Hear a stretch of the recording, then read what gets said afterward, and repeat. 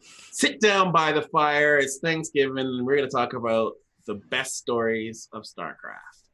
That's coming up here on Inside the Scene. Hit it, Tara.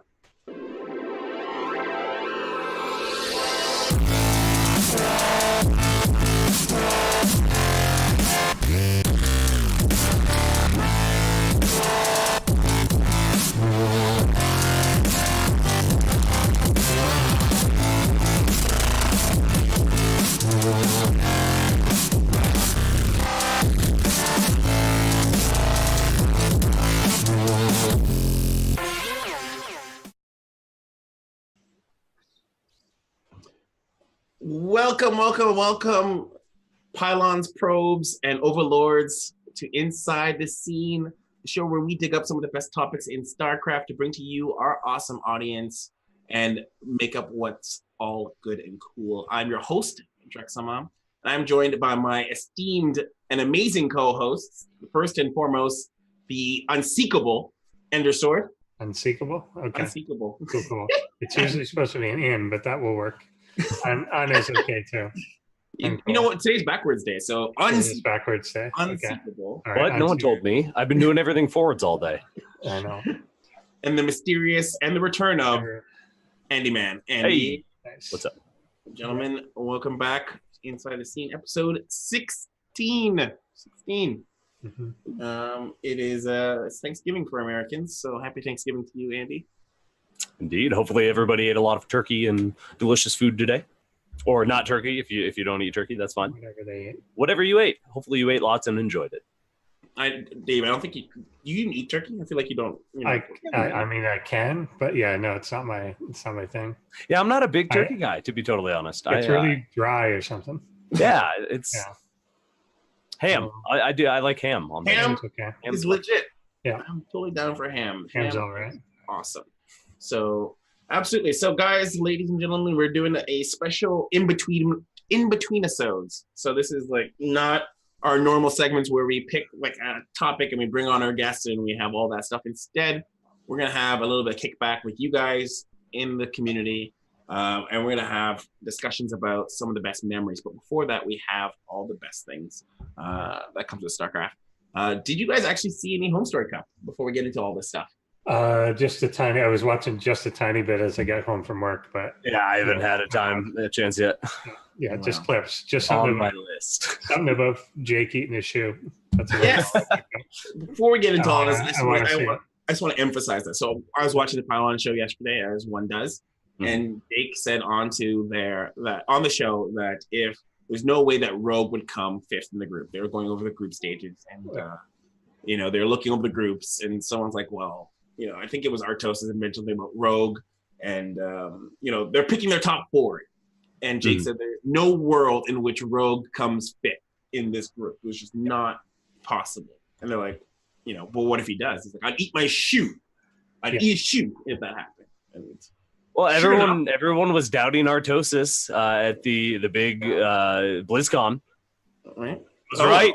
His predictions for a while there were very spot on. Some of the guys that everyone was like, oh no, I forget exactly who off the top of my head, but Artosis knows his stuff. Don't doubt Artosis. Yeah. Well, Jake does not. So now he.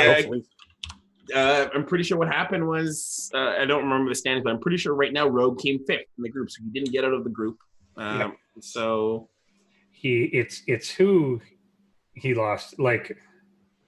I don't know. You could tell me like there would be an upset or two, but if you've got tape of someone before this saying Namshar is going to 2-0 Rogue. Did it actually happen? Did he actually Namshar 2-0 Rogue? Yeah.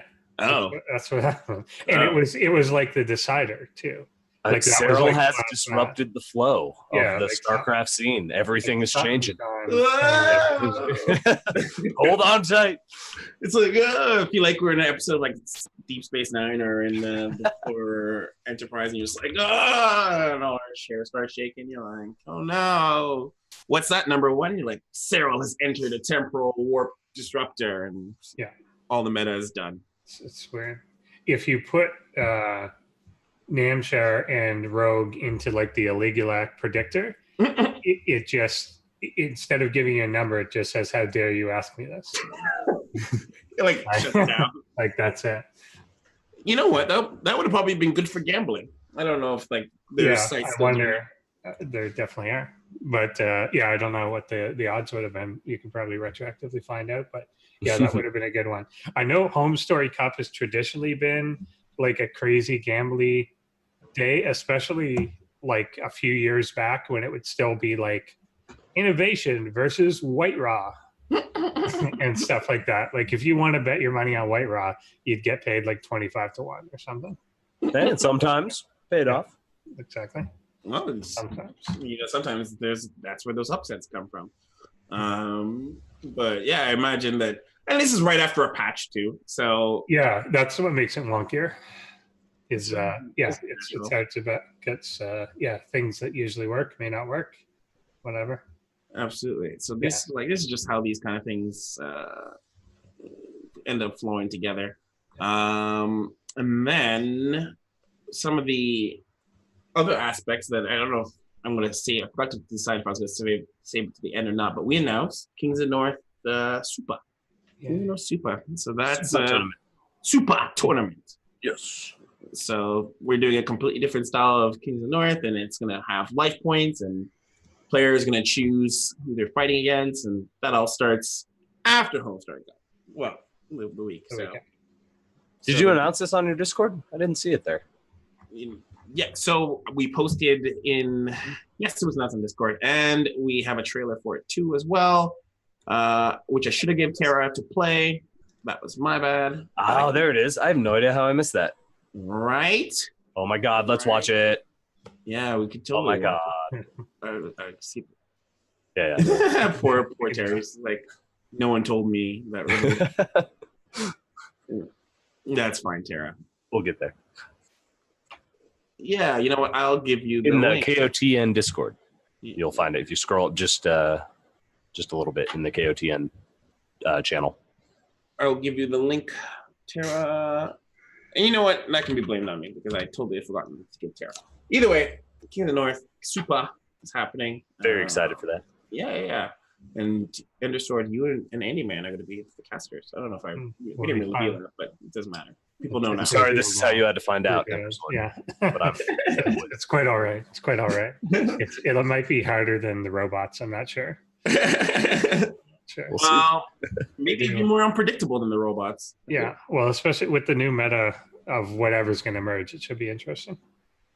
Absolutely. It's fun. I was playing some ladder like just after work, just a couple games, but yeah, there's already some. What's your favorite new part of the changes?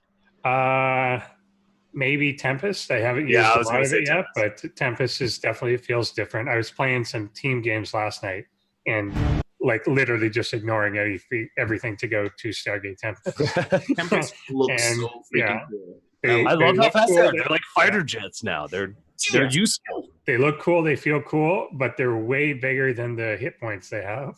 Yeah. They're fragile. So I think it's way better though, because before, if you engaged with them and it took about it, they were just dead. You could not retreat them. Now you have a chance to save them and get them out and use them for a while. Yeah, I was sending like Tempest around to like clean up overlords and shit. Yeah. Like stuff you would never do. It works. Yeah, it's fun. My least favorite thing so far already is the half-life feedback. Oh, like I haven't seen that yet. I'm a little nervous. Like I'm already like I was just playing a Terran before this game, and like comes in with like a bunch of full life medevacs, and I just feedback them all, but they don't die. Yeah. Does it? How much of the energy does it get rid of? Did they reduce the amount that it does? It takes all the energy still, but it only does half a hit point of damage per energy instead of 1-for-1. So things that you would have outright killed are.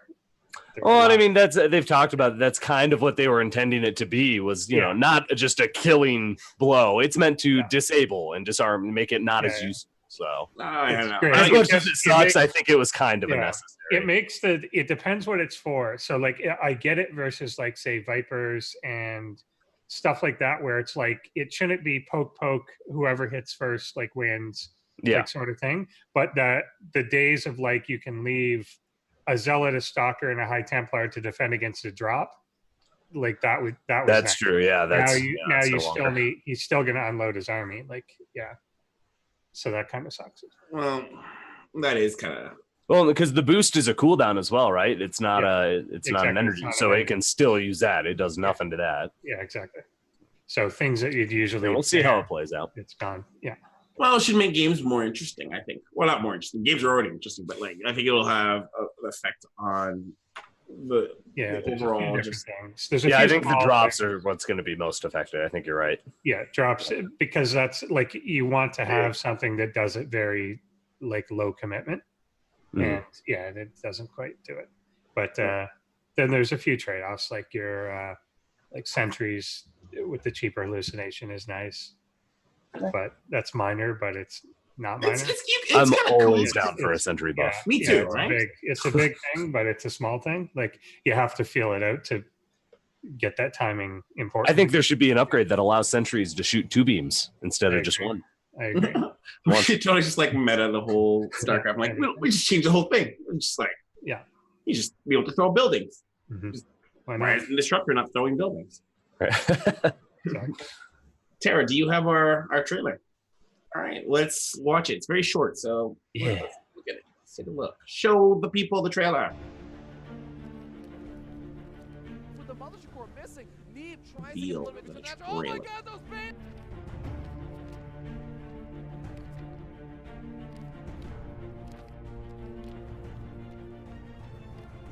oh, those are some nice bungles. Nero parasiting High Templars, storming Neve's High Templars.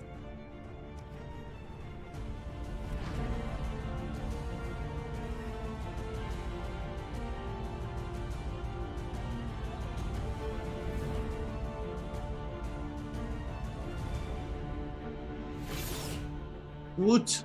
Yeah. Good stuff. I feel like awesome. There only exists like one picture of Jon Snow, but it's a really good picture that we use for everything. You're gonna have one. You know, that Jon Snow picture does get used a lot. It gets used. It's in everything. In every ESChamp marketing, I think Jon Snow does make it. It's a really good picture. Like there are actually pictures of all the other players that participate in Kings of the North, and Jon Snow's picture gets picked out the most. He has like this really intense look on his face. Yeah, he's like super concentrated, and it's the angle's right. And it's just it's that was from season 3, I think that picture, or was that from season 4? Might be from season. No, Jon Snow didn't come to the It was season 4. Yeah, it was season 4. Yes, so that's when everyone was like, "Let's go, Jon Snow." Remember that.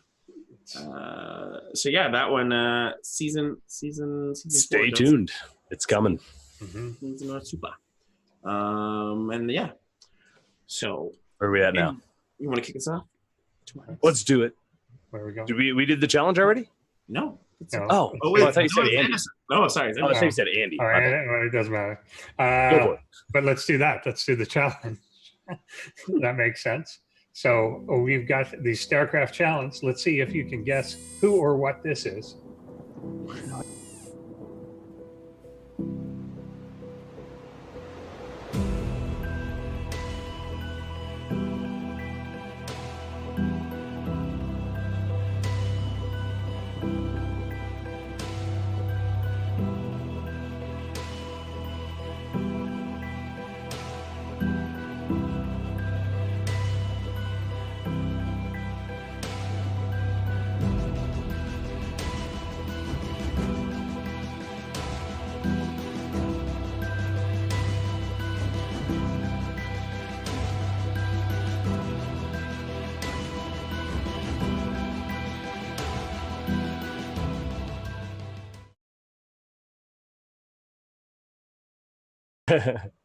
Well, let's see if you guys can guess who that person is. Yeah. SKGB already did. He knows. The icons are the best. He knows what's up. Yeah. Give you a hint. That hair is not a Korean. Non-Korean hair. Yeah. Is there any Korean player that does have like shoulder-length hair? Like long hair, yeah. Are there any Korean males that you've seen? Like just in the whole country? In the whole country? No, I don't think I've ever seen. I feel like you can get into a boy band if you have long hair. That's not a thing that would allow it. You can do that. Yeah. So, I feel like they have like, for both the boy and girl bands, I feel like they have like a plaster mold, and they're for sure. they're like, go stand in that, and if you don't fit perfectly in it, you're not allowed in the. Absolutely, like you have to fulfill the check boxes to be a K-pop star naturally. If you don't, then like the floor falls out from underneath you, and you land a pile of. Wait, you saying I don't have a chance? I think you've got the look. I like you got the hair. I think is going to sell it. Yeah, you can do those. You dye that purple and you're good. All right. We'll see. Can you fit into like size 4 leather pants, which is really the most important? I've never tried. I'll get back to you on that one. Tune in next week. If you don't, then the fact that you've never tried just recreationally, I think disqualifies you. All right. I'll move on to my next stream then. Oh wow. All right. All right. Is it time? It is time for Back in the Day. Are you ready, Tara, to take us back in the day where we talk about StarCraft in the past?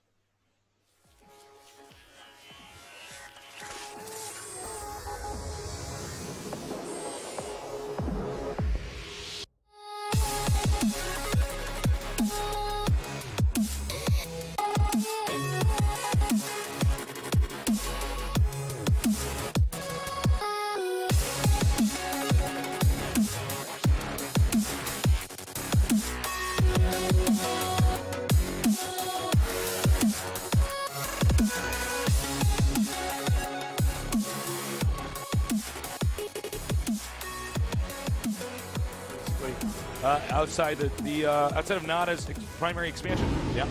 Oh. Now. Ooh. Looks like he wants to do a little drop. But Nada right now has a lot of tanks in siege mode all over the place. This drop could be a little bit fearsome, but I think that one siege tank pretty much in range. But Nada is going to lose a few SCVs and some mining time. Going to lose a lot of Marines as well. He's got to be careful about this. Moving some siege tanks in range. And Marine King, very effective harass, goes up by 10 supply, 115 to 105. He's going to try to drop. He was going to try to drop one Marine on top of the mule, so the splash damage from the siege tank would kill it. Marine King. This could be a huge drop for Nada. Nada wrecking these SCVs, very nice. Meanwhile, Nada, now that he's forced Marine King to push back. Marine King stemming out into the siege tanks. This might turn out to be a brilliant move. Nada not in siege mode, losing a lot of siege tanks here. And Marine King, a beautiful attack, taking out Nada's very expensive army quite swiftly. But in the meantime, oh my God, Nada taking out a lot of SCVs, the command center, a lot of supply depots. But thing is, Nada, once those command centers go down, it's all up to Nada's army to do this. Nobody has any flying units, so are flying attacking units, so this could end up in an actual stalemate.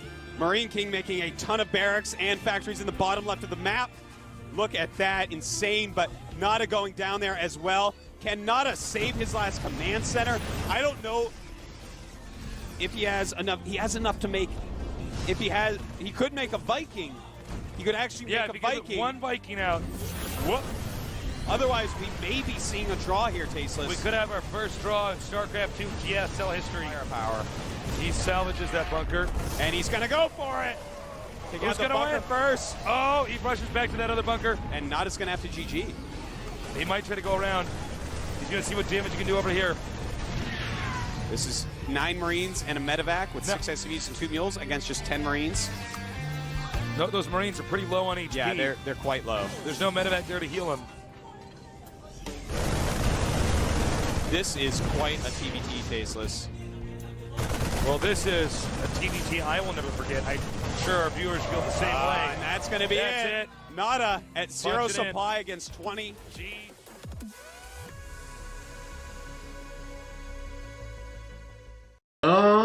Marine King, again, is the best. I don't remember Nada. I don't remember Nada like at all for some reason. That's because Marine King destroyed him. Yeah. After that, wrecked him and wrecked his whole body. He never recovered. Never recovered. I don't know what happened to Nada.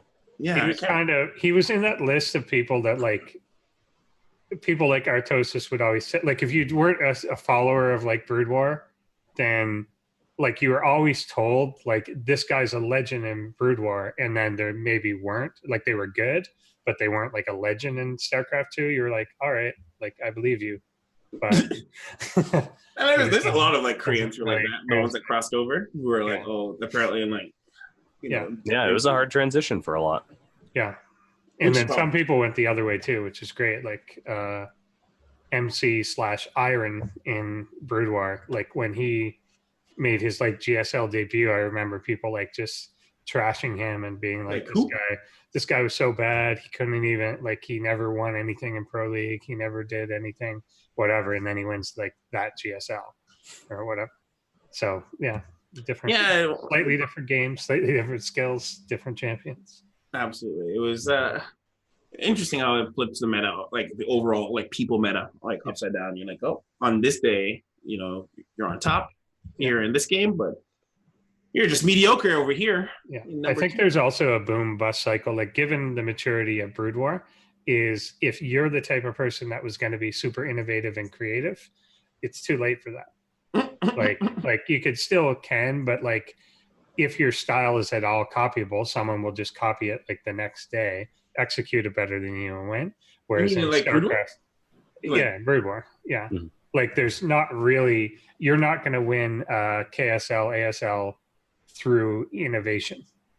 Like you might come up with a build or two or whatever, but you're not going to like run the field it's like all been different. It's all been said and done in Brood War. Yeah, everybody knows. I thought the same thing. We were doing an episode with the Brood War guys. Yeah, they said there's new stuff, but it sounds very incremental.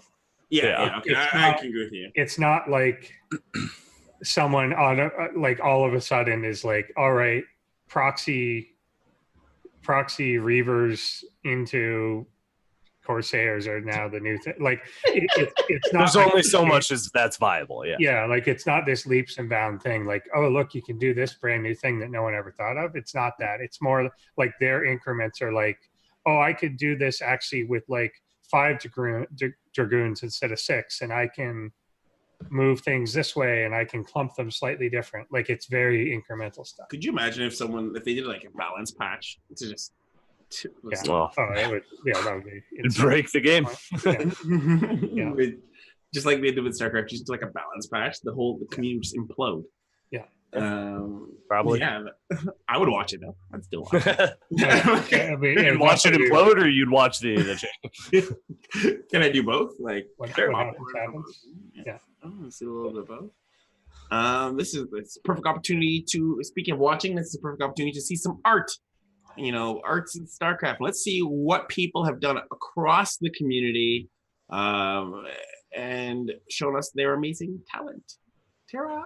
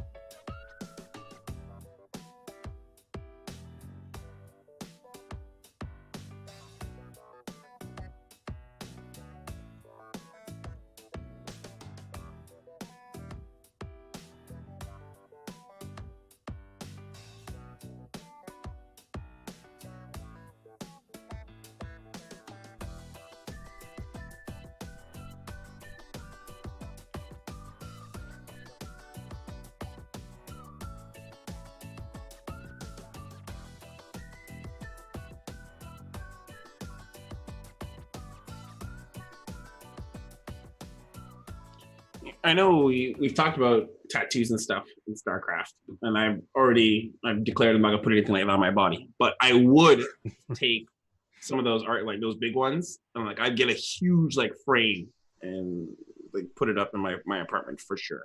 Yeah. Like I wouldn't want to put it in like one of those IKEA frames or anything like that. I'd like to get like a real, like, get someone to frame it, or what is it when you get to put it on not board, like a tapestry, not tapestry, whatever. Canvas. Yes. Yeah, I'd like to put it on a canvas. Yeah, those are decent. That would look nice. Yeah, like especially the first one we saw, the first couple, like by the first guy, and it was kind of like almost looks oily, like oil paint or whatever. Yeah, it's very nice. Yeah, that'd be like awesome. Totally put it on there. I wouldn't get that as a tattoo on my body, but I couldn't I've imagine. thought about getting a StarCraft tattoo. I don't know exactly what I'd get. It'd be something Protoss, obviously. Yeah, but it has to be. I don't want to just get the Protoss symbol. Or as sick as that guy's Zerg symbol looked, that was pretty sick looking. I don't know. I think that's the most common tattoo people get is like the Zerg symbol. Because you can just tell people it's like, oh, this is like, if someone's like, what's that on your body? And you don't want to explain to it in StarCraft. You're like, oh, it's just like mutants or Spiral. Or Spiral of my demon god that I follow. Hey, I just got why on my thing there, Tara, it says follow Liquid Ret. I'm not Ret, guys. No. Don't believe the hype. I want to clear up any confusion in case anyone thought I'm not actually Ret. That's the default. It's not even his. I just noticed it out of the corner of my eye. Nice. I think I said before, but I would either get the Protoss logo or I would get a pylon somewhere on my body and then hide a cannon somewhere else. Oh, that would be the way to go. Yeah. There's so many ways I want to like it's gonna be a treasure hunt to find to find each piece. Oh my god! Now I'm trying to think. Yeah, there's all sorts of cool stuff you could do. Yeah, I feel like if I was to get like a Marine, someone would be like, "Oh, is that like a soldier fighting in the dark?" Yeah. Sure. The space Marine thing is a little too generic too. Like it's hard to see. Like people wouldn't necessarily identify it. I imagine people be like, "Man, I love Starship Troopers." You'd be like, Thank you, Tara. Yeah. Did you say follow Liquid's Ret still? It says it's not Ret. We're good now. All confusion has been alleviated. Fair enough. All right, ladies and gentlemen. So now into the meat and potatoes of this episode. We decided we would, you need a forge first. It's Thanksgiving. You mean the turkey and potatoes? The forge would be like on someone else. Like you'd have to get get a forge put like on your girlfriend or something, and then I proxy the cannon. That is such like. What if you guys break up? Then do your cannons and depower and like. Then the rush has failed. Like we've all got to deal with that. Right, right. These are the unfortunate. All right, ladies and gentlemen. We'll jump into the meat and potatoes of this episode. So this episode is titled, of course, The Stories of StarCraft. We're going to discuss some of our favorite memories of StarCraft. And normally we start off the show with the question of the day, but the question of the day is going to be the heart of this episode. And the question of the day is, tell us a time you felt proud to be a part of the StarCraft community. And we've asked a couple of people outside of our regular hosts and people who've been on the show before or people who've been on some of the things that we've put together to give us their insights on what they felt proud of when they're in the StarCraft community, and we've got them to send it in. So I think first let's us give ours, and then let's hear some people's. So Dave, when did you feel proud of being a part of the StarCraft community? I think it was like early on in stuff, like probably 2010, 11, when we were doing like, late night theater bar crafts to watch like TSL and stuff. Just the fact that people were so welcoming to new people. So like when I went to my very first one, I just kind of went in and people were in the theater and I was there, went by myself and kind of just sat in a random seat in the theater. And like within 2 minutes, like people turned around and were like, hey, like come sit with us and like come talk to us. And then in subsequent events, I just saw that same behavior from people over and over and over, that it was just always someone would come in and it would be a new person, a new group of people, a new whatever. And everyone's immediate reaction every single time was to bring that person in, start asking them questions. What race do you play? What do you think about this? Who's your favorite player? Whatever. And I've never seen anyone come to a live event that wasn't so immediately included. And I've seen not to like trash other ones, there's other things that are similar, but I've seen other events for other games where where that doesn't, lol, obviously, I mean lol, where that doesn't happen, where a lot of people are there, you're expected to be there with like your 5 to 10 friends from school or something, and they don't, like the doors aren't open like that in quite the same way. Not that there's still not a lot of sense of community there, but it's not the same sort of like, in StarCraft, we're like hanging on to every person. Like we want to, we want to grab like everyone. Whereas it's not quite the same with the others. And I think that always makes me proud that like you can just show up to a StarCraft thing alone and, you know, you're immediately welcomed in by a million people. That reminds me of, I think it was season 4. There was after the tournament, usually after the tournaments happen, I get like messages, right? Some people are like, oh, that was an awesome tournament. But I had someone, and he's in, I think, Discord. I can't remember his name. Joey is his name. He sent me a message, and he's like, I'm from rural far town Ontario that has like 20 people or whatever. And he's like, I came to the tournament, and he's like, I was blown away at how welcoming everybody was. I got brought in, you know, to drink a beer with random. He just told me the story about how he got brought in, and he, you know, was to drink with people that he didn't know, because in, I guess, rural nonsensical Ontario, there is like nobody who watches StarCraft too, right? So for him to come and see so many people who watch and are participating or whatever in StarCraft was like his world was changed. And, you know, sometimes when you and I get to see and go to these events fairly often-ish. So it's like, okay, that's awesome. I'm going to be part of these events. We can see all our friends and stuff like that. But for him, it was like life-changing. Yeah. It was like the pinnacle of like his year. So those, you know, it's always awesome to have people who are so welcoming. Yeah. Andy, man, what is, and by the way, before you jump in, guys, if you're in the chat, you can totally tell us your time too as well in chat. Let us know the time you felt proud to be part of the StarCraft community. We'll read it out if it's something awesome. Andy, man. Well, those are so wholesome. Mine's a little more self-serving. Probably, yeah, kind of around the same time Endersword 2011 or whenever StarCraft 2 first came out, Wings of Liberty, when I was better than a lot of people because I had played for so long. And it's like, oh, finally, I'm kind of at the top of my game. Like, oh, and I used it too. I helped people. You know, I can talk about it with people and be like, oh, you know, try doing this thing or that thing, and, you know, just kind of bounce ideas off each other. And that was when I had friends who, you know, played StarCraft. Then I went through a very dry period where I just didn't know anybody who played StarCraft. But then recently, obviously, I've been getting back into the community at large here. So yeah, it's just been a fun ride. I've always felt proud to be a part of the StarCraft community, to be honest. You're proud when you were like, so let me translate. Was that like you were proud when you were like trouncing noobs, like destroying the blood of your enemies?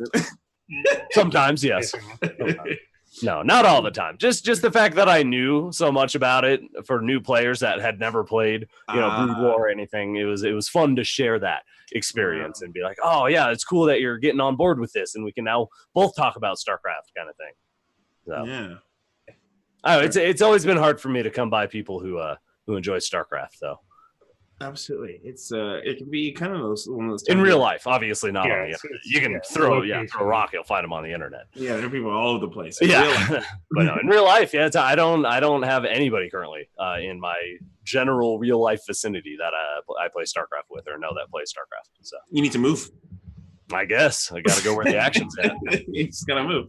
Like that's how I was doing. It's like you need to move to like a big town or city. Sorry, not town. I guess like big towns is an oxymoron. A big city, and there'll be tons of people. Denver's a pretty big city.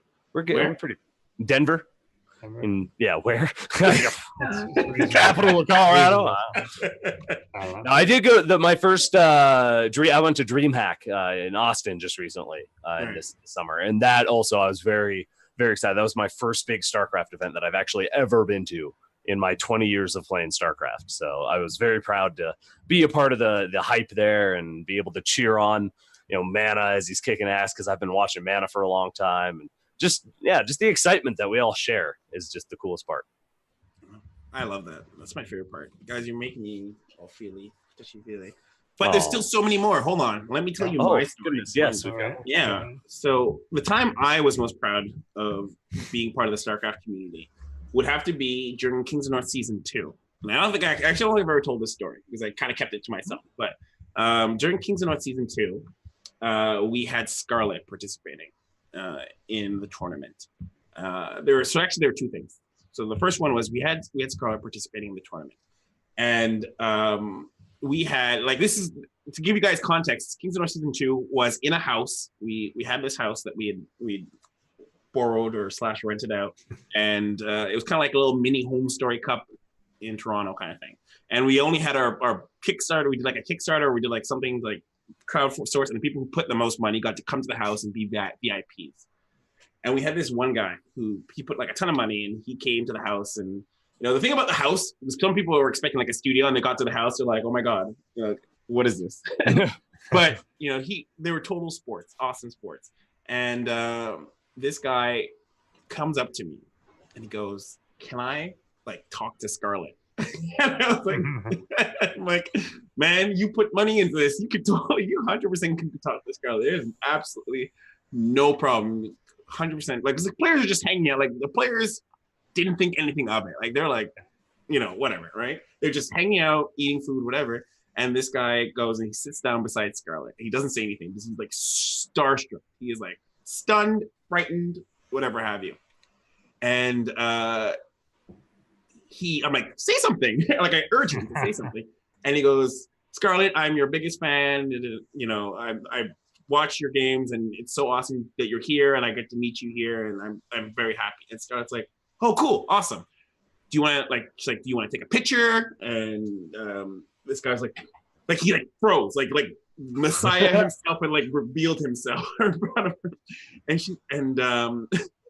he's like, "Yes, absolutely." And some of the other guests, Jason, who's in the chat, he helped. He's like, "Oh yeah, we'll totally take a picture for you." And he took this picture with Scarlet, and I have never seen someone so ecstatic in my life. I think he was gonna cry. And he ended up playing. I think he ended up playing StarCraft 64 with her, because we had a segment of the show where you had to play StarCraft 64, and he played against her, and he was over the moon.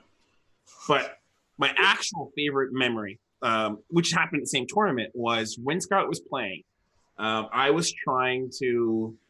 I think Toast actually said he did cry. I think it wouldn't surprise me if he did, because he was so happy. But when Scarlet went up to play during the tournament, we didn't really have any mods for the channel. This was kind of the first time we had a big tournament on the channel. So we didn't have any mods. And if anybody knows anything about the StarCraft community, when Scarlet's on screen, people can get out of hand. And they did. Some people got really out of hand. Got a little rowdy. They got a little rowdy, and they were all over the chat. And it was at the time I was sort of doing modding at the same time as I was trying to do the stuff for the tournament, and that was a bad idea. Obviously, you should have had a mod time, and I was reminded through multiple PMs that there should have been a mod. But what I did witness was, there's obviously the trolls who are trolling about Scarlet and gender related stuff, and the amount of people in the chat that went to her defense and basically attacked the people attacking Scarlet made me feel, what's the word? Safe, that there are people in your community that will fight for you. And I felt very proud to be a part of the community. Someone who was part of the LGBT community, knowing that being in that situation, that your community will look out for you. So I felt most proud to be a part of the StarCraft during that moment. So that was my story. Got to stand together. You guys stand We're together. all StarCraft fans at heart. Absolutely. So That's awesome. SKGB has one. Let's read this one out here. Went to BlizzCon last year to attend the AI Summit with DeepMind. Another attendee grabbed me and dragged me to watch the finals. When the confetti exploded at the end, we were right under it. An incredible energy. I love the confetti. You know what I don't like from StarCraft, though? The champagne. I love the champagne. Well, champagne ceremonies need it's traditional. It's traditional. It's traditional and like F1. Yeah. Like, there have been a few very awkward, like, wait, what do I do with this? Like, but that's the tradition. Like at this point, that's the tradition. Oh my God. Like if somebody ever does it well, it will ruin the tradition. Right? It's we get people, it has to contain two components that for some reason these very intelligent people don't understand. One, they don't know how to open a bottle, period. Two, they don't know how carbonation works in beverages. I'm telling you, we should do something else. We should no concept of. We should get players to drink. Great, I love Red Bull out of a shoe. Let's do that. We did at actually. There you go. The same venue that you'd done Kings of the North too. We had done years and years ago something called Icy Cup, and our celebration instead of champagne, because the winner at the time Massa was not of age, was to get 4 bottles of Coke and simultaneously dump Mentos in them and then just spray it on. All right. I'm declaring it now. From all future Kings of the North, we're gonna do something weird like that. Like we're either gonna find like Mentos and Coke, I'm stealing that, or we're gonna do Red Bull out of a shoe. I totally want to, like, champagne has to go. And then Jake eats the shoe. And then Jake eats the shoe, naturally. This is the end result of the shoe. The shoe is eaten slowly and with a knife and fork. What kind of shoe does he have to eat? Did he specify? Air Jordans. Air Jordan? Oh, that's a nice. He didn't specify. I'm actually just declaring. It's like the prime rib of shoes, I guess. Could be worse. Absolutely. All right. So we have, we have some guests, clips, audio clips. Just clips.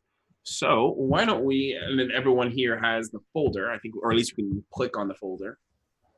Yeah. So let's Tara, are you ready? Let's listen. Yeah. Let's do the first one, which I believe I said was Tenchi. All right. Hold on, let me get all right. So let's hear Tenchi's clip starting now. The one that really sort of stands out to me, at least most recently, is of course the time with Cyril grabbing that victory at BlizzCon, changing StarCraft and esports history, and seeing so many other people out there from across all other games, Counter-Strike, Rainbow Six, League of Legends, all of that, as they all sort of came out of the woodwork to congratulate. Turn it up just a little. And with StarCraft, there you go. Comparatively, of course, being smaller, it just made me feel very happy and proud to see that all of these guys, all of these other esports athletes and personalities were coming together to congratulate Cyril in his absolutely titanic task, or achievement, rather. And that made me feel very proud, actually. It felt very good to be able to say that, even though I'm not doing too much StarCraft now in the last year or so, StarCraft is still always like coming home. And I think whenever I hang out with the people from StarCraft, like just, hanging out for games or hanging out on someone's stream, it's always like coming home after a long vacation. And it's the best.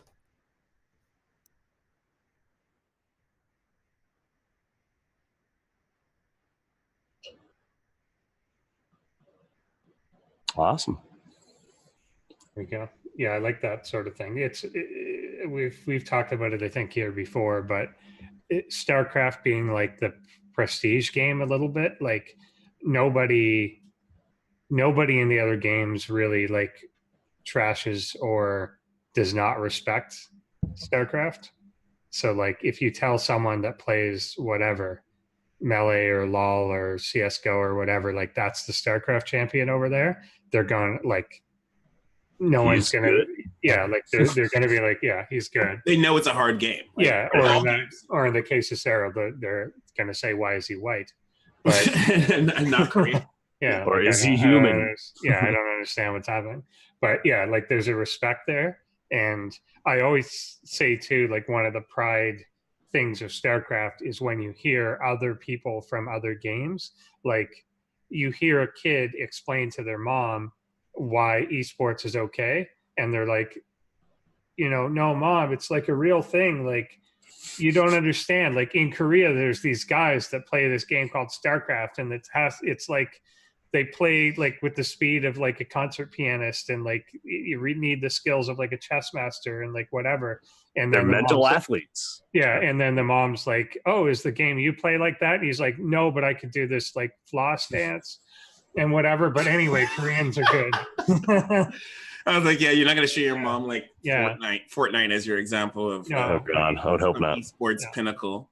You know, you're right. Like you would, and I would definitely show, and I always do. I always show like StarCraft 1, like Brood War level, like people coming down from airplane hangars and just super cool stuff. And StarCraft just has that respect, I think, amongst the other communities, which is amazing. Well, and like he said too, he's always able to come back and feel at home. There's you can always come back to it. There's always going to be a good community for it. Definitely. You could go off to Heroes of the Storm, League of Legends, whatever, and when you're done, you can always come back. It's like your parents' house. Exactly, and we're mostly inviting. Every now and then you get a little flack for leaving, but only if you delete your YouTube and all the content in it. Yeah, we'd still take it. No, we're not talking about anybody in particular. Nobody specific. No one specific. No one specific. No. All right.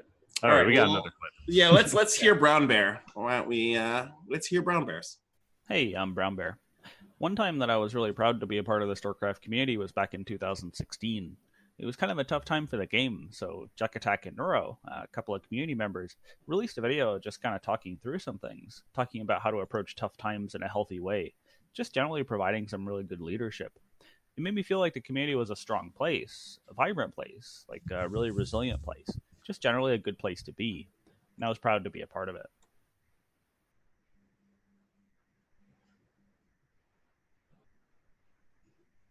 I like that. It's healthy, wholesome. Always for people providing each other and giving each other, helping hand. Yeah. Well, we might not be the biggest community, but we could definitely be the strongest and the most wholesome. We can sometimes, have our bad moments, but like any community. Yeah. We're in general, I think StarCraft players are very supportive of each other. They want to help each other get better and talk about strategies and all that. I think there's a level of where a lot of people subconsciously always knows that like StarCraft has fallen from the number one pinnacle, and that everyone is trying to do a little bit in their part to maintain and retain as many people as possible. Yeah, and you want to grow it. And I mean, it's probably also the only community other than maybe CSGO that has, and Melee, obviously, that has dipped and then regrown a lot.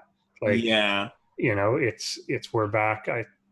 I don't know how accurate statistics are, but people are saying like this is the most watched year since 2015 and stuff. Like so, and you can definitely see it out there. And even in live events that we do, we're still continuing to see like new people and stuff like that. You can feel that there are people like paying attention more. And that's healthy, because if you think about, you named two games that did go through these dark periods. Like CSGO went through like, what was this? Was it Source? That was like the dark period of the Counter-Strike world. They've had a few dark periods, but yeah. Well, they always end up having, Source is probably one of the worst. And the start of CSGO was also pretty bad. Like CSGO is almost the opposite. It's probably at its biggest point right now. I don't know for sure, but like at the start of that, people weren't biting. A lot of people played the old versions, and that's always the case with Counter-Strike, is people get in debates of which version are we playing. 1.6. I don't like the new one and like whatever. So yeah, gross. And obviously StarCraft has the same thing of like people are loyal to Brood War, people like StarCraft 2, whatever. But yeah. And you had like Melee, which also had a similar thing. It was like Melee, like I don't know if Melee was one of those things I think was like it was dormant for the longest while. Melee like almost benefited from Brawl being so bad in that it never took anyone away from Melee. But then so now it's almost like whenever a new version of Smash comes out, it brings a new community to Smash, but then the Melee people are like, come here. Like come play this thing on this old cube thing. Like, I know you like Ultimate, but how would you like to have way less characters but better? and play on a CRT. Yeah, exactly. Oh, CRTs are like the bane of my existence. I remember when I organized Melee tournaments, you're like, oh my God, what are you carrying? Yeah. Have you heard that story about I think it was in Philly, that the CRT got flagged by a bomb squad? Yes. Yeah, a real thing. This is about like maybe 6 months ago or something. But they had like a big, like, a 30 or 40 inch CRT that someone had left outside the building, and a bomb squad, like someone saw it and thought it was suspicious that, this like 15, 20-year-old TV is outside the thing. Like, who would have that? And they called the police. And then the people came into the event like the next morning, and there was like a bomb squad there. Didn't they detonate the TV? I think they did detonate. What? Yeah. And they were trying to like explain to them, like, no, you don't understand. You need it to play Marth. And yeah. No, son, you don't understand. That's a weapon. Yeah. They're like, well, we're going to Falcon Punch this for you. So whatever. Oh, sorry about that. That is like the best ringtone in the world. I don't know. It's my text message tone. I thought it was like Captain Falcon, thing Falcon Punch. Like someone like looked it up. Someone's going to start making TVs that can like emulate that stuff. Like, how it's weird to me that the like whatever frame rate or whatever the hell it is can't be emulated on modern things. Well, it's all up in the upscaling. It's the upscaling, the downscaling of the GameCube from going for whatever the size it's supposed to be at, and to the size that modern TV stretches it at. And that stretching, I had to do a lot of research. It took me there's like huge guides on it. Like there's huge guides on how it all works. But technically it's not the TV, it's the console that is the bottleneck. The console has to scale up for modern TVs. So the scaling is what causes the lag. So fun fact for those of you who ever wanted to know. Interesting. GameCubes are the devil. All right. We'll just wait for the GameCube Classic, and it'll be fun. You know what I'm still waiting for? Eternal Darkness. That was my favorite game on the GameCube. It's never going to come because Silicon Knights are bankrupt, but and they got sued by Epic, so that's never going to happen. But Eternal Darkness can still be bought by other people and ruined, I'm sure. Let's hear Aaron. Aaron's got one. Let's see what Aaron's got. I'm Aaron, and I'm from Toronto. I've been to a number of different tournaments, both attending and playing, and just going to tournaments organized in the city, especially by a local community, is always kind of special. You meet new people, you kind of get to know other players, and just really enjoy it. On occasion, even though I'm only like gold, platinum in these tournaments, I still tend to have a lot of fun, and rarely I get to face some known players like Massa, Huck, and even one time I got to face Scarlet in a best of 3. I naturally got destroyed, but she was still really graceful about it, and just it's so amazing to see like in person the level that they play at, and it's really special. And all I can say is like if you have a chance to play in a tournament, regardless of your skill level, like just do it. You won't regret it.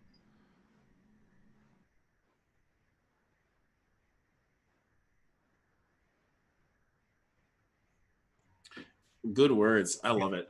Yeah, makes sense. That's definitely a major benefit. People always say that for things like poker, that you can sit down and play with pros and whatever. And this is, again, one of the few things that you can be in that position, that if you just join open tournaments, local stuff, online stuff, or whatever, you can end up in situations where you're playing against these high-level people. And it's fun to do. You obviously, you do get killed. Sometimes brutally, but whatever. It's fun. A fun experience. Yeah, you've got that replay, you've got whatever, and sometimes you pull something out. Whatever. I could say in my like whole career, I think I've beaten like 3 grandmasters in games, and like from just cheesing the ever loving shit out of them. But it's the thing, right? And and it's fun, and sometimes it's literally fun to just get destroyed and see what the skill difference is. Like Massa has beaten me with a Reaper. like one Reaper? I know a lot of people like you that enjoy that play. Like, oh man, I'd totally play against this pro. Yeah, I would not want to get my ass kicked that bad because it would just not be fun for me to get destroyed. But no, I do know a lot of people that enjoy that. It's like, yeah, I'd love to play against this pro. Fun. You can get that chance. Some people just like that. Like our community's small enough, it could happen. Yeah, I'm always for me, it's always one of those hard things too when I think about as an organizer. Because I love open tournaments. Open tournaments are fantastic. They're because of exactly that moment where you like what you said is like the opportunity to play against pros and whatnot. I love them. They're just so hard to put together. Well, that's my bread and butter is the tournaments. That's what I cast mostly. There's just such a community now for these tournaments. Just with the resurgence of StarCraft 2, just the community getting bigger and bigger, there's getting more of a demand for them as well. So it's, I know a ton of Discords where you can hop in and sign up for this open tournament and play against people like Starkiller or, Panda Bear Me or whoever. Even like I think even specifically the open lands, like a DreamHack or the MLG style open lands where you get the bigger ones. Yeah, where you get to sit down beside these guys. And like you look over it, like it reminds me of the old school arcade days of like, Street Fighter or whatever. But that's like kind of my background in terms of competitive gaming, where you look over the arcade and you're like, that guy's good. I know it. I'm gonna do my best to this is my opportunity. This is my chance. It obviously like destroys you, but Well, but if you have a couple moments where you're like, you deflect a couple things, it feels good. You're like, hey, I took some hits from that guy, Right. And I've done it before. I've totally been the guy. I'm the worst player to play against too, because I will lose I'll lose like 70 times. If I win the 1 out of 70, I'll be that guy. But like, I'm done. And I retire on that. End on a high note. I'm that guy who's like, and the people around you be like, you lost like 30 times, but I won. Yeah. I won the one that matters. The last game matters. The last game, because that's what people remember. And that's what you'll remember. This is why I can't play competitively anymore, because I am actually a terrible player. It stresses me out to play competitively. I'm way too stressful. You should have come to Hamilton last weekend. A bunch of people were asking for you. Really? Yeah. Really? Yeah, a bunch of people said, like, why doesn't Drekka come out? And I'm like, you know what? It's because the subway doesn't go there. It's too far. I could have drove you. They did. So for anyone in the area, and a lot of our viewers are, because I think they're going to do one again. But what they did, it was about a 30-person LAN. They just got an internet cafe in Hamilton. And then they divided people into 3 groups. So they just did like 5K MMR plus, 4K plus, and the rest. And then just played it out like within those divisions. So there was a lot of good games, a lot of close games, sort of thing. I won one of the divisions. It was not the top one. I would have come just to have fun. It was fun. Yeah, it was fun. It was good to just hang out with people. And I didn't know that if I knew you were going, I would have hopped that ride. It was one of those things where you're like, Hamilton feels far. It's far-ish. On a Sunday, it was on I think it was Saturday. It actually on a random Saturday, it wasn't that far. Empirically, it actually isn't very far from Toronto. It just, unfortunately, being a Toronto, I guess people would call it Toronto elite, where you're like, I don't want to leave the physical city. But I should have gone. Next time. They'll do another one. And then sometimes what we also do here in Toronto, we also do no internet LANs. Those are really fun. Yes, that is fun. One soon. I'll try and set that. I haven't done one of those since I was 12 years old. Those are fantastic. Oh man. Yeah. Warcraft 3 is my jam. Warcraft 3, Brood War, obviously, some original Halo, Jedi. Yes. I hope we do win this holiday, please. Age of Empires. I think I'll try and set up for January. All right, boys and girls, let's hear our last one. Which is Marco. Marco, let's hear it. Hey, this is Ling. I want to say one of my the starting point for my favorite moments in StarCraft was discovering and coming to my first StarCraft tournament. I was real nervous. I didn't know what to expect. That was a goddamn guarantee. didn't know I'd be sitting next to Scarlet while I was playing. That was something. And I was nervous, but I'm really glad that I did it, because I'd still just be home watching StarCraft by myself. You know, I didn't know where the community was, and coming to the tournament, I found a lot of great people. Made me feel like a home, and everything that came from that afterwards, some pub crafts, more tournaments. I would have never gone to BlizzCon. Like, there's a lot I would have missed out on, and I'm glad I didn't miss out on that tournament. Drek, you've asked the question a few times. What was the best thing you spent under $100? And I have to say, absolutely, was that first Kings of the North tournament ticket. That was something special, and just thank you for that.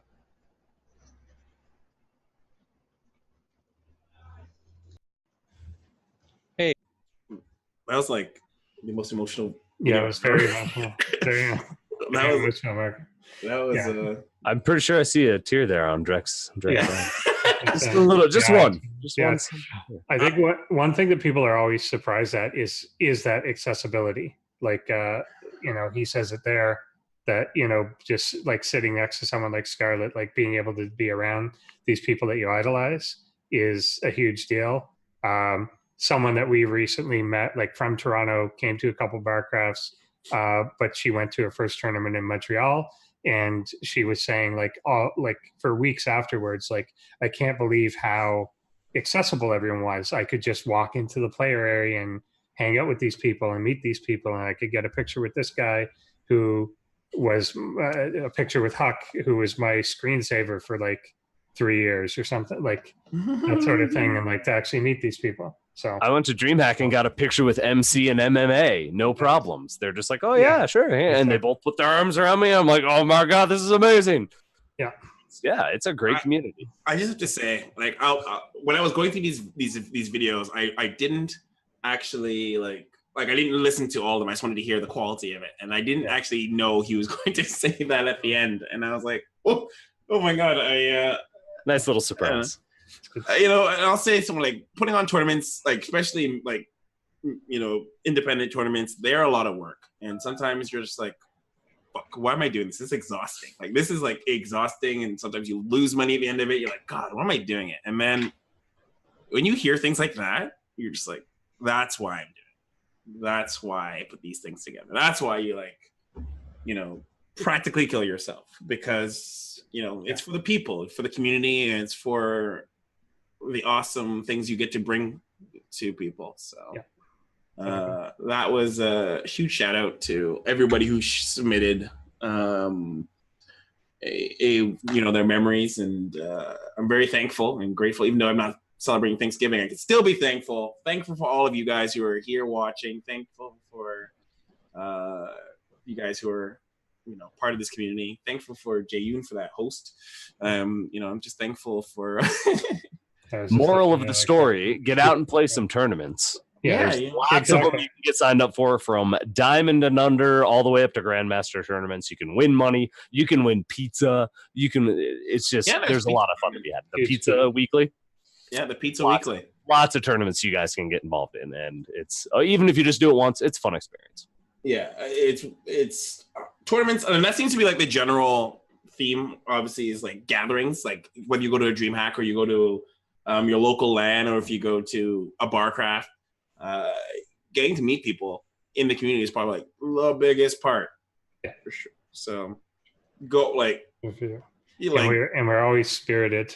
I think one of my other like proud moments, or where it put it into perspective, we did like a Barcraft at Wayne Gretzky's a while back, and it was at the same time the World Cup was on.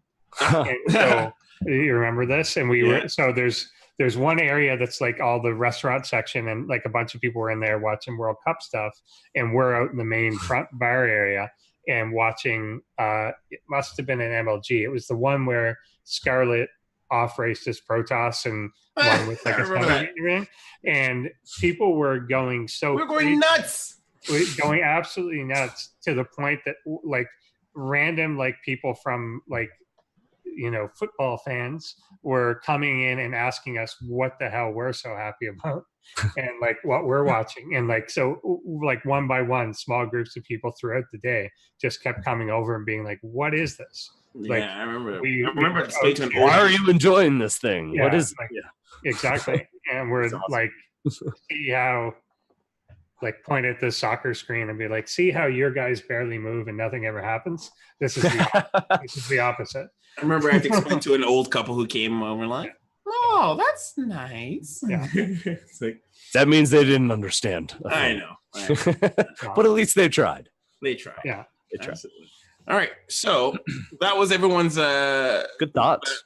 Good thoughts on their favorite memory, their favorite what made them proud in StarCraft. But just before for us, I wanted to do some favorite memories of StarCraft in general, not just the community. Some favorite memories of StarCraft. And I think Andy, man, I want you're gonna lead us.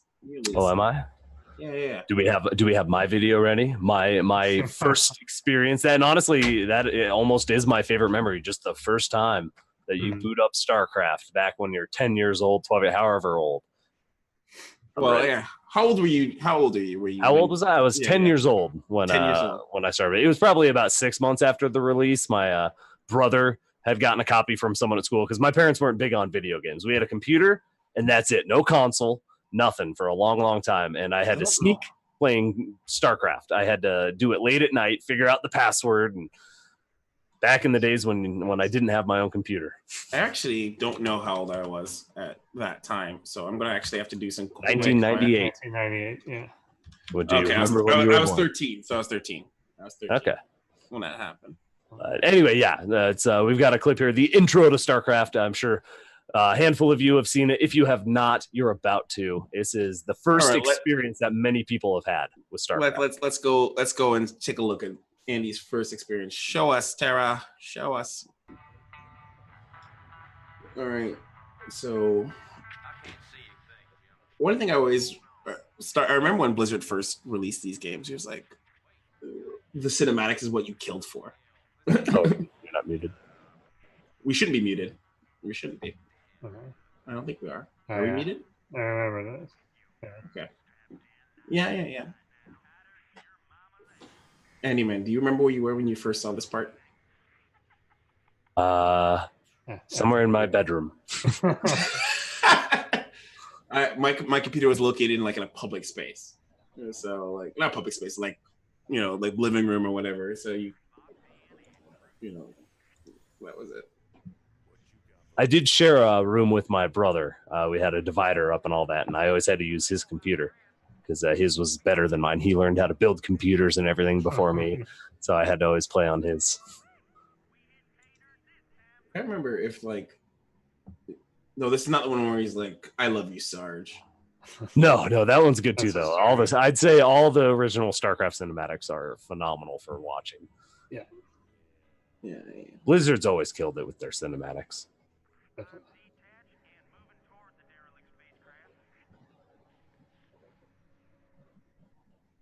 You know what? I never understood what they. It took me a while because I had a 486 when StarCraft came out, so I actually had to skip the cinematics most of the time. So I never knew because it was it would skip the cinematics would jitter a little bit when I was watching it. So I never knew what they found until Remastered came out.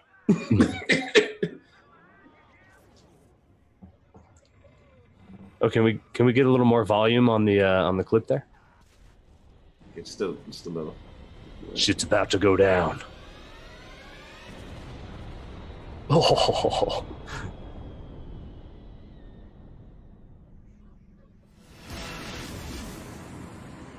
I love it when their heads explode. It's all just meaty and chunky and cartoon looking.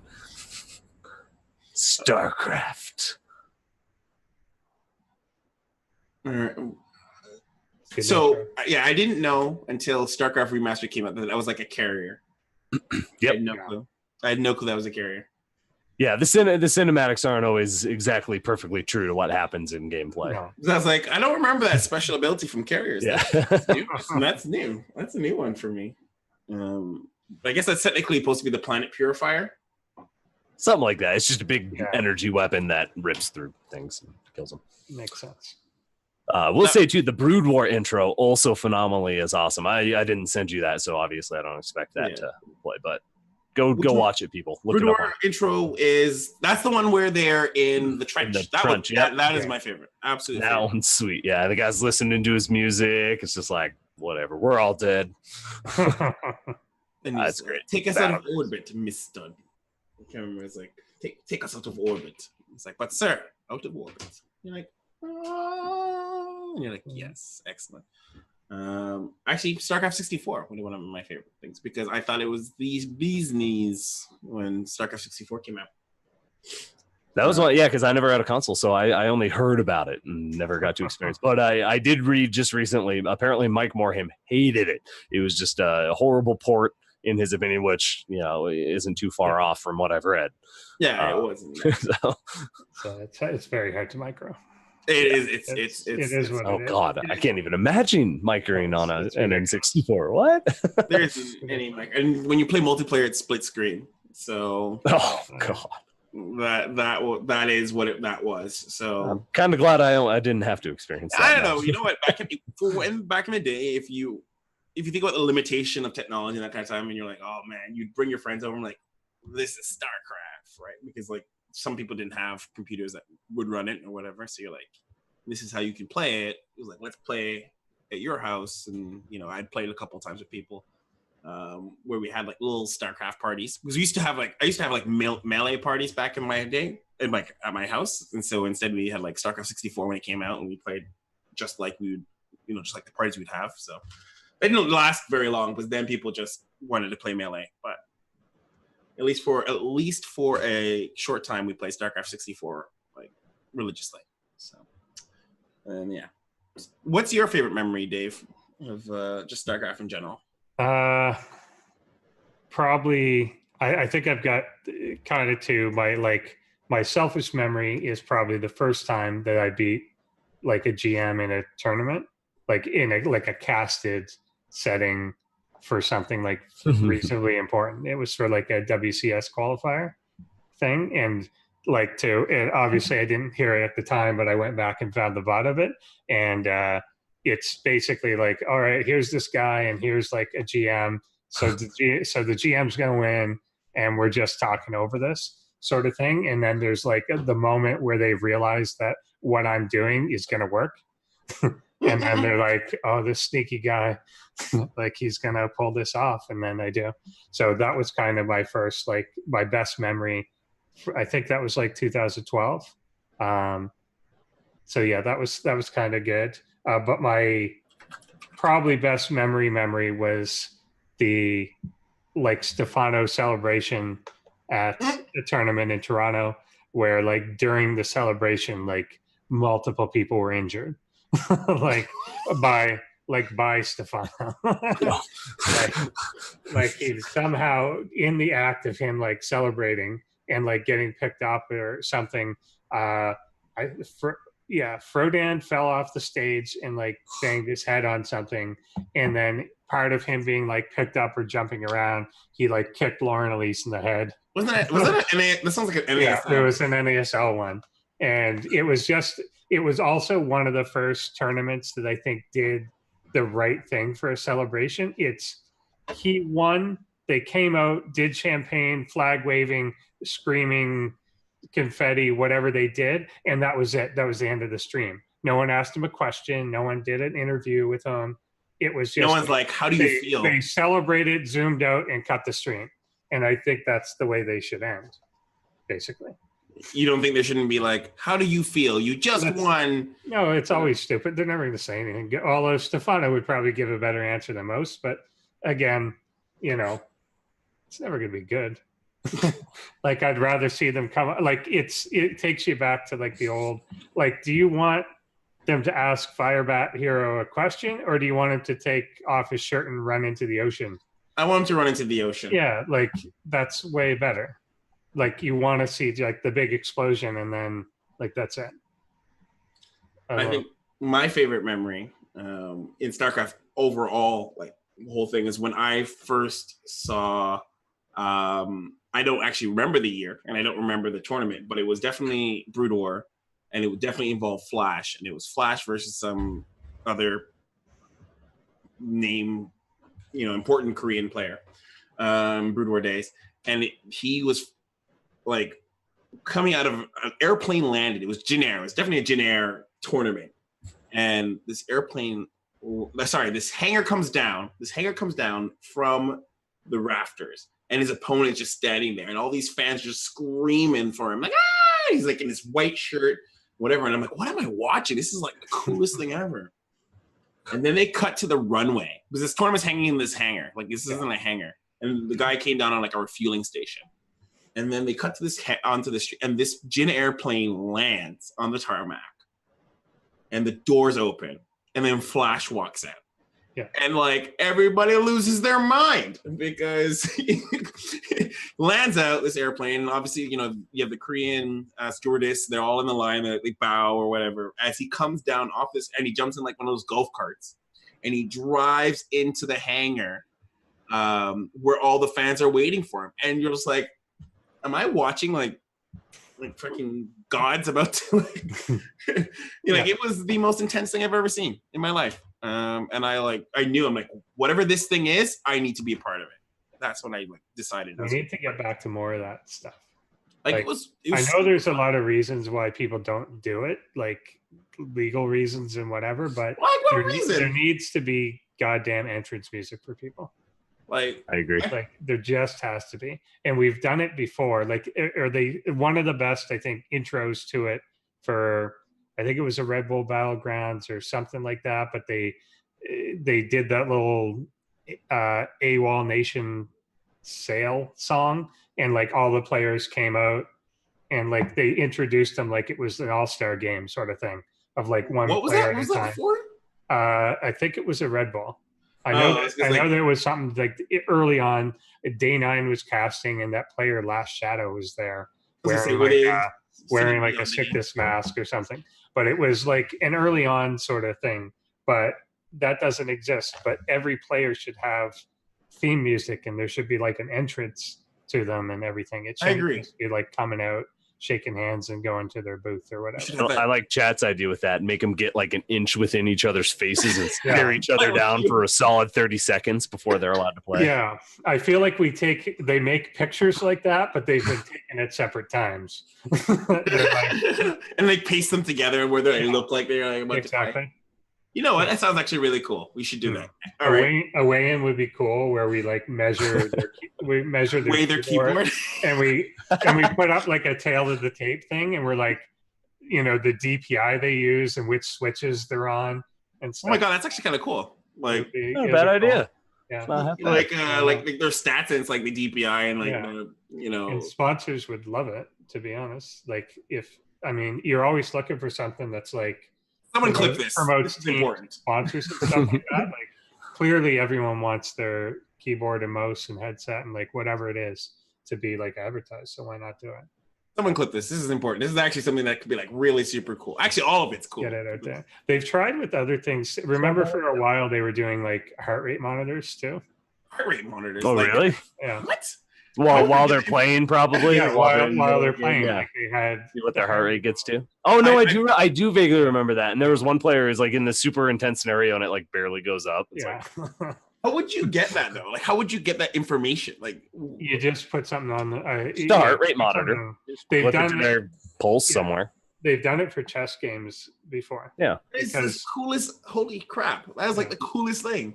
Yeah, they've got little pad sensors. You put it on like a vein or put wherever their wrist or something. And weirdly, like I know in pro chess games, and the World Championship in chess is going on this week, you can get like a heart rate of like 140 sitting there. I feel like thinking about their move. Whenever we talk about like the golden era of StarCraft, I feel like an archaeologist digging up like old bones of fucking like things that used to happen in the tournament scenes. Like, remember when there were booths? This is an ancient StarCraft tournament where they used to use booths, and you're like, like heart rate monitor.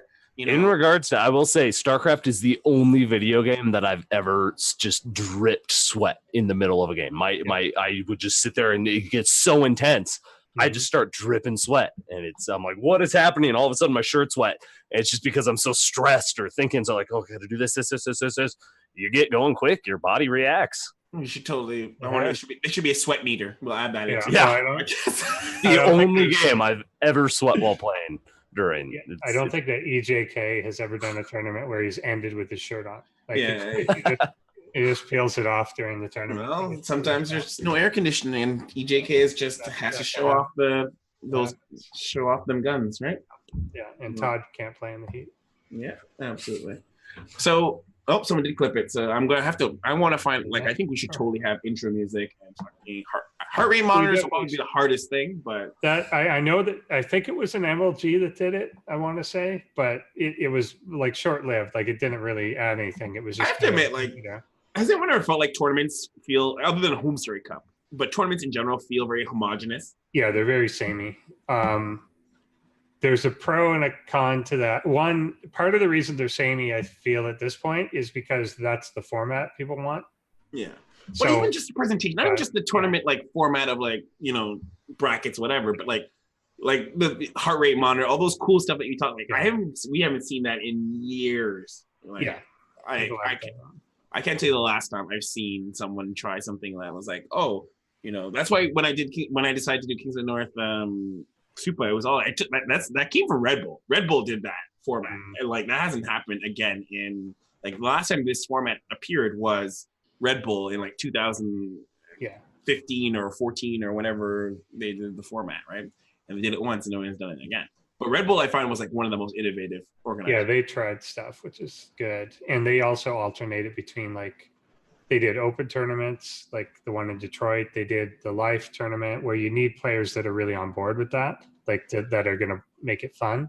They also did the Archon tournaments. They were the only ones that did that, and that was cool. They did training groups and all this. Oh yeah, they did training boot camps and stuff. Like that stuff was really fun to see. But yeah, there's less innovation on that front, but it'd be nice to see again. But I also feel like the people that innovated the most really early was the MLGs, when there were some tournaments where you could have 12 cameras.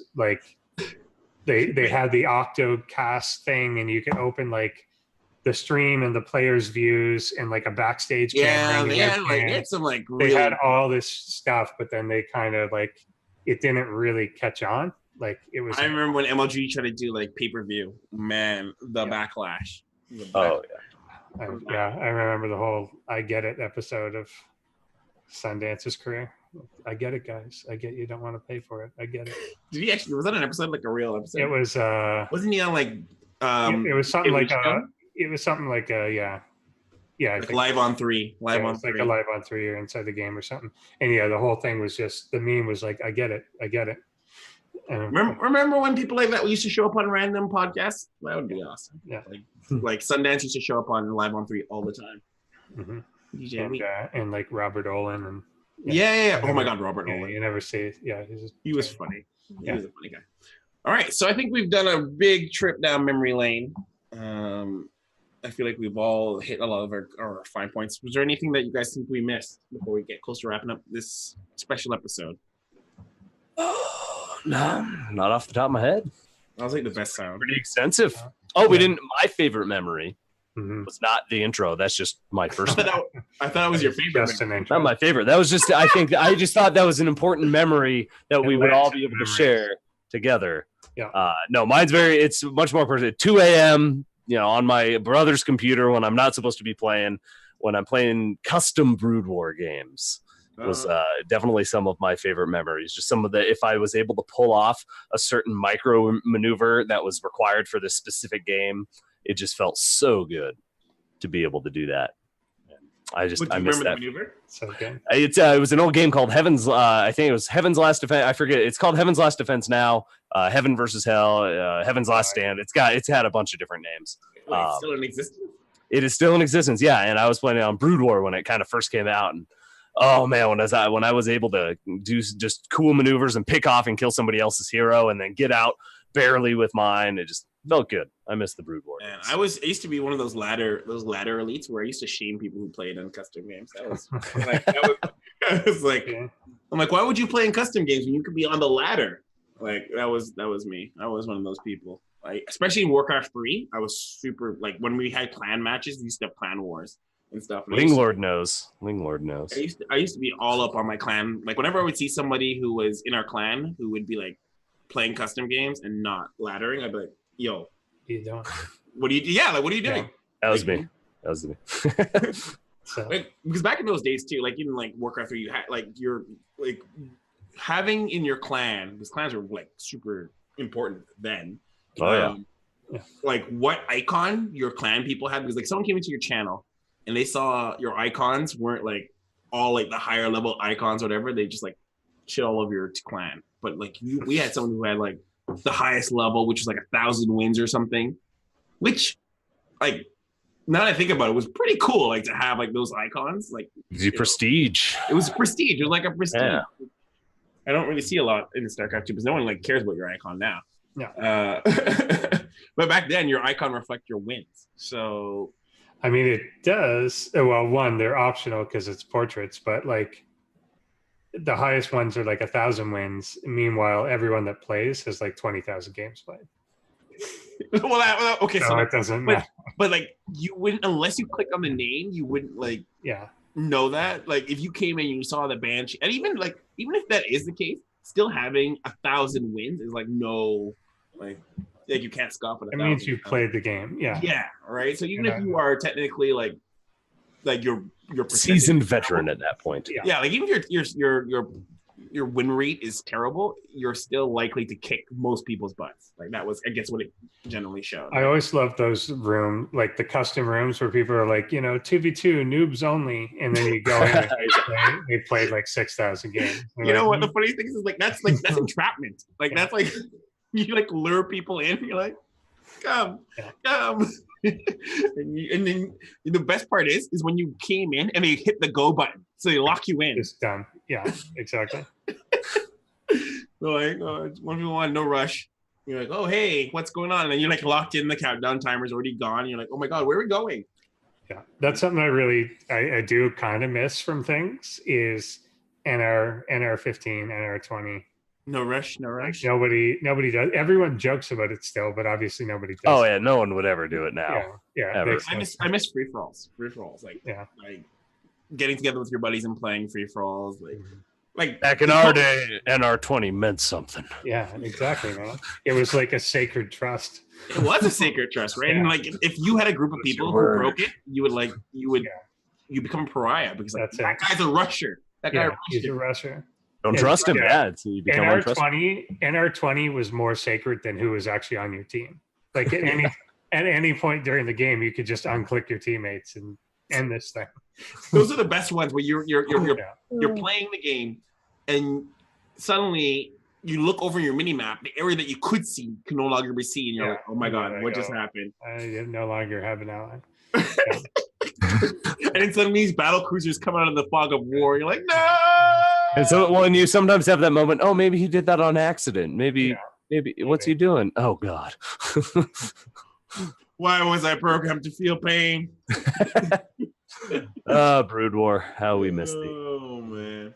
I agree with Linglord. I miss chatting before a game starts. Yeah. That is something I also do miss. You kind of get that in the tournament scene now, just the open tournaments that you can join, because typically there's a lobby that you'll all join in to find your opponents and all that. So you get a little bit of that, but yeah, not like it used to be. Yeah, not the intimate nature of the one. Well, like back in the day, you would like talk in the group chat of like US East, whatever. Yeah, it was for the whole group chat. Yeah, they don't really they have that still, but nobody really uses No one's on. No, let's be real. No one's in that. It's all for spam. It's all like horrible spam. Click my link for phishing and let me steal your information. Yeah, pretty much. So this was an amazing trip back memory lane. Actually, this was really good that we got a chance to go back in time and see. All right, do we have time for me to give the entire story of StarCraft, starting with the chapter 1? No, I'm just kidding. Probably. There's a moment. Got all the clips ready. I've got no. There was a moment where I was like, "Oh my god, what's happening?" Yeah. You didn't get the memo? One thing I didn't want I'm to going to narrate the entire StarCraft. One thing I wanted to bring people's attention to that I just learned about on Reddit, which I think is kind of important, and this isn't a sponsor or anything, but Audible actually has a whole bunch of StarCraft books on there. I just found out yesterday, that you can get, if you like me, I actually love the StarCraft books. Wings of Liberty was it Wings? No, sorry. Liberty's Crusade. Sorry. Liberty's Crusade was actually an amazing book. So, yeah, the StarCraft. You don't even have to read them. You can listen to them. You just listen to them. Listen. Yeah. Yeah, I want to get the Timothy Zahn one. He wrote one, and he's been a long time. Isn't that guy who wrote like famous fantasy novels? He's written like tons of stuff, but he's written like 8 or 9 Star Wars books, and he's like the creator of Admiral Thrawn. Oh snap! Yeah, and he made a StarCraft. He made a StarCraft book, so I got to listen to that. Do you know which one that one is? I'm actually curious. Oh yeah, he wrote the big one, Dark Force Rising and Heir to the Empire. Yeah, those are pretty big. Yeah, I am like, you know what? I've been thinking about, because I want to do an episode here on the show where Evolution. I hear that one's real. Like people say that's really good. Yeah. Or at least it's very popular, and it's probably popular because of him. Yeah, he's like a long-term best-selling author. Yeah. Yeah. So like, even though this show isn't sponsored by Audible, I do recommend going to Audible, and I think there's tons of, like, you go on YouTube of any geek thing, like all those things are sponsored by Audible, so you can grab one of their coupon things and it gives you like free 30 days or whatever. Yeah, that's cool. Just grab yourself the StarCraft book. I highly recommend, Evolution, because I hear Timothy's on, and Admiral Thrawn is fucking amazing in Star Wars lore. So I can only imagine what he did for StarCraft. Yeah. And then Liberty's Crusade, I think is probably my favorite fantasy book, of modern day fantasy, not like old school fantasy. But I used to read a lot of fantasy as a kid. So yeah, Liberty's Crusade, fantastic book to start. It's actually the first book of StarCraft in the StarCraft series, and I think you guys would love it. So all right, so let's we'll wrap this up. But people, where can they find you, Andy Man? Tell the people where they can find you. You can find me typically at Proxy Tempest. We do tournaments Sunday through Friday for ranks of all kinds. Give away a bunch of prizes, OSC points, cash money, that kind of thing. Just started doing a Brood War event too, speaking of Brood War. So hopefully that'll gain a little bit more traction. We're just giving away some cash money. You come play some games, watch some games, have a lot of fun. But yeah, check out Proxy Tempest, where you can find me. All right. Dave, where can they find you? Mostly here. And your Instagram. In my Instagram, Endersword SC. I have like 5 pictures on there now. I saw them. I like them all. Yeah, they're all good. I think I put up one picture of the Hamilton land. You did. That was your latest picture. On Twitter at Endersword. And I feel like I want to start streaming again. Really? So I have a Twitch channel, Endersword again. But I haven't used it in like 4 or 5 years. But I feel like I want to start streaming again and hold myself accountable to like getting back into Masters or something. So I've been like, that's a good way, hanging around like Diamond 2 for a while, but I want to like try and get good again. I was debating whether or not to do a stream on my personal stream or during the holidays where I read the StarCraft novels. Not StarCraft. That would have been cool. Just all in a row. Yeah, that's not a bad idea. In like a robe and like, you know, with a pipe. Yeah. Welcome to StarCraft Story Time. No, I was thinking specifically the visual novels. My Esports Dream. Yeah. And they just released a new one that just came out on Wednesday. We're actually going to have the creator of it next week on the show. We're going to be talking about storytelling outside of StarCraft. So he's going to be on that panel talking about his game. And don't forget our Esports Stream is the game. Awesome. It's on Steam, $15. If you want it's a prequel to the original game, which is free. So definitely recommend there's no reason for you not to play it. Everybody loves prequels. Yeah.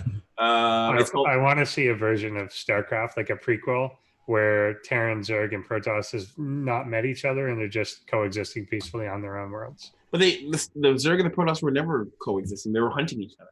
That's true, I guess. The Terran were in the middle of a civil war. Yeah, only mirror matchups then. Oh my god. Only mirror matchup. So I was thinking about doing a visual novel. So it's SE2VN visual novel. That's the first one. That one's free. And then the Don't Forget Our Esports Stream is $15 Canadian, which must mean like $2 American on Steam. So make sure you guys grab that and check that out. Oh, it's actually, no, sorry, it's on sale. Tara just reminded me. So it's actually $13.04 American. There it is, $13.04 American. Is that the sale price or the original price? That is the sale price. So I guess 13% off. 13% off. All right. Yeah, I'm looking at it right now. Yeah, it's totally cool. So Probots, I'm gonna ask about Probots. So Probots is coming back starting next month.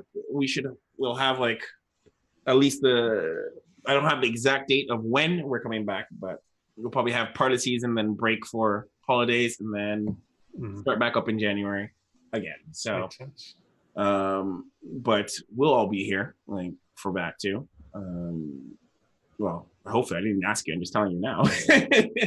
But Probots was awesome. Where else? You guys don't need to be. We might as well all be here. Exactly. So Probots is coming because you guys love Probots. I love Probots. I thought Probots was cool. Probots. People always talk, like everywhere I go now, people talk about Probots, right? Yeah, that's the first thing they bring it up. They're like, "Oh, I recognize you from this thing," and it's Probots. Yeah, right. So Probots is 100% coming back.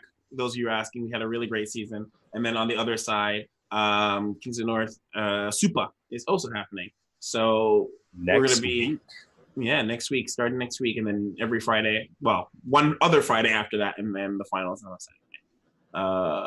And I might have some announcements regarding something live for the finals. We'll see. Not the actual finals being live, but something physically live. Something physically live. But we'll see.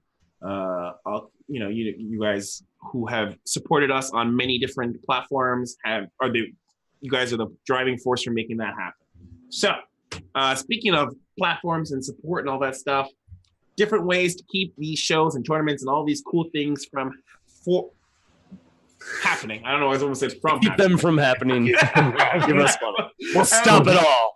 We'll save you. I almost said from happening. First, if you're out here on the Twitch and you have that Twitch Prime, you can always use one of those Twitch Prime subs. So appreciate those things to help us. And you get the perk of seeing these episodes first before they go up on YouTube. These shows go up on YouTube a couple of days after, but you guys who sub get first early access because you're the cool people. And then last but not least, Patreon. Or is that... Does that work? Is it Patreon? Exclamation mark? Yes. Yeah. Yes. Yeah. I never remember. I went to memorize the bots commands. But our ESChamp Insider Club, we get, and it's named that way because I plan to put over this holiday so many cool perks. And I've been leaning towards it. I've been soliciting some feedback, and I'm thinking that we're going to do more like stuff related to like live events as perks for it. But right now, it's a lot of it's support stuff that helps us support and put things together. You guys are amazing. And I use many of those funds to put together the videos. Like, for example, like that trailer came from funds from Patreon, plus the segments here on Inside the Scene. I use Patreon related monies to put those up. So all the Patreon stuff helps improve what we do. So and then there's a Matcherito floating around for Kings of North Supa. So we'll obviously get more into that when Supa starts up. But if you're out there and you go to ESChamp.com/KOTN, right there on the bottom, you click the support and it'll take you straight to the Patreon. And that keeps KOTN's the dream alive. Keeps the dreams alive. Keeps us from stopping esports. Exactly. Yeah. Especially North America's StarCraft. That's our primary area of focus. All right, boys and girls, that has been. Oh, you know what? Follow ESChamp on Twitter at ESChamp. That's the place to go. And then does this work too? If another thing as well, if you click the link here in the Twitch chat, or if you can go to ESChamp.com.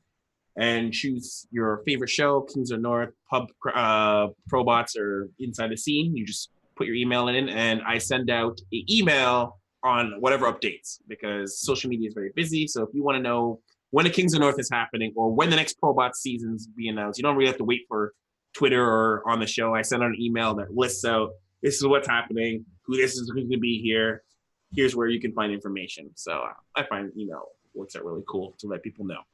So you can either click the link in the chat, or if you're watching this on the YouTube Bob, in the description, or you can just go to ESChamp.com and choose whichever show. And there is definitely a field there for you to put your email. Perfect. Until next time, ladies and gents, this is us signing off, and we'll see you on Inside the Scene. Woo!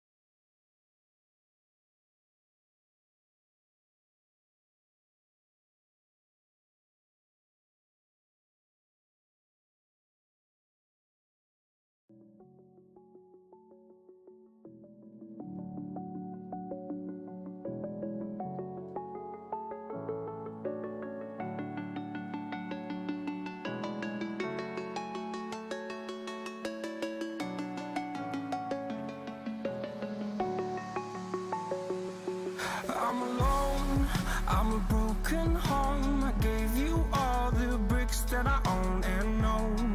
I'm letting go, I'm breaking these walls down, breaking these walls down. If you want adventure, then fly to home. But if you wanna travel, then go alone. Yeah, what's the point in us if I never know? Yeah, if you're gonna leave, I'ma let you go.